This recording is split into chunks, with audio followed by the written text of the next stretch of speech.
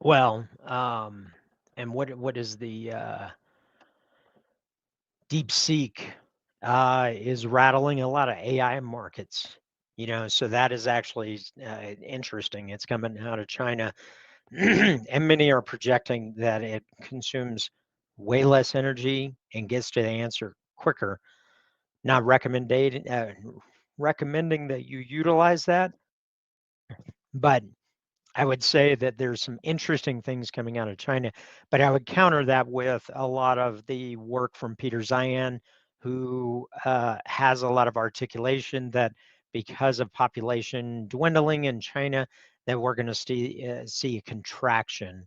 And much of the world, that is actually very big economically, because much of the world has been on the back of China for the last 10 to 15 to 30 years. Now, I will say what's interesting is now you're having some reindustrialization across the Americas, across Europe, in different areas in Africa. So that means we're going to have a little bit more of a disaggregated model of tracking economic growth and crude oil growth in the future as opposed to today.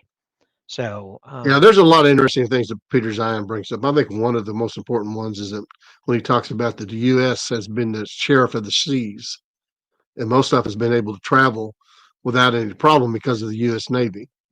And as the Navy, if the Navy pulls back their policing activities, that this could really upset uh, international commerce and actually raise the cost of things because of the right. losses would go up.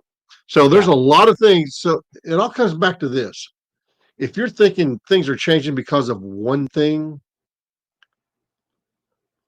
you're actually being a little bit naive.